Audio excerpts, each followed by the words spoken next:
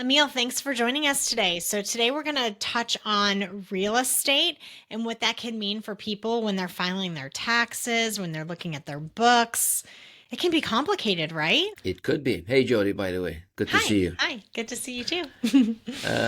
It could be complicated, but it's real estate is a fantastic tool to help you reduce your liability, tax liability, because it's pretty complex. And as we know, the more complex the tax code is, the more loopholes there are, and the more ways there are to reduce your liability, tax liability again. Real estate is a fantastic tool that we implement with a lot of our clients' tax strategies to help them really reduce their tax liability in the most efficient way. And you could do that in multiple ways, depending on what type of property it is that you have, or what the type of property you're planning to buy.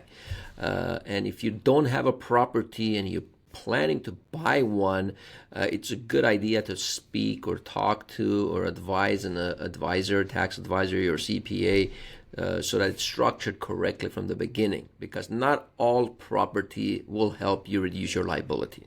We got to keep that in mind. So, what kind of properties are beneficial to do so? So let's go back one step and talk about properties that will not help you immediately.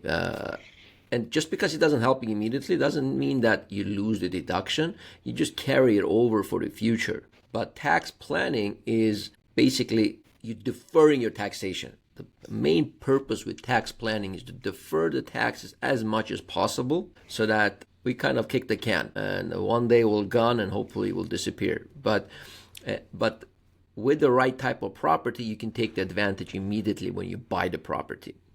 And properties that will not help you is long-term rental, for example. If you buy a property and just rent it out, just a regular rental, you have a tenant sitting there for years and years, that's called a long-term rental. It's not going to help most of us. And we can talk a little bit about who it could help and who it can't. Most of us won't help because we are not real estate professionals. I'm a CPA, for example. I work full-time in my practice. We have lawyers that we work with that are lawyers, so they are not real estate professionals. In order to qualify as a real estate professional, you need to spend more than 750 hours a year. So there are two criteria: 750 hours per year within real estate, as well as more than 50% of your total activity. The total work you do has to be within real estate. So if I'm a CPA, even though if I spend more than 750 hours within real estate,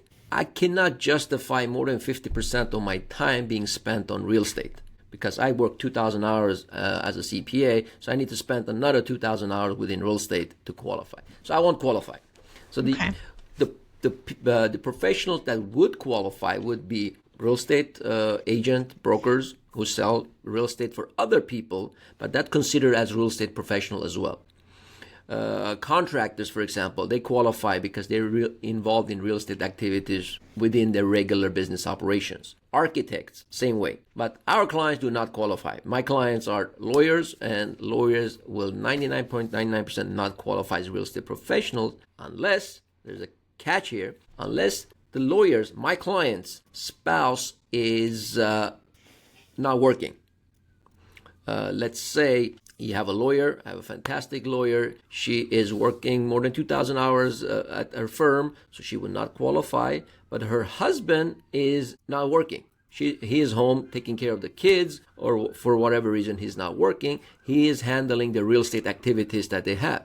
And he spends more than 750 hours within real estate. That criteria would be enough because he doesn't do anything other than real estate. Right. So he doesn't have to have more than 2,000 hours the way I need to, because all he does is within real estate, and he spends 750 hours within real estate activities, which the 750 hours is not very hard to justify, because if you have 3 or 4 or 5 properties, you pretty quickly get up to 750 hours because you have to maintain it. It's repairs. Your tenants are leaving. You got to find new tenants. You do advertising. You're looking for new properties. You're buying. You're selling. All of that is calculated in the 750 hours criteria.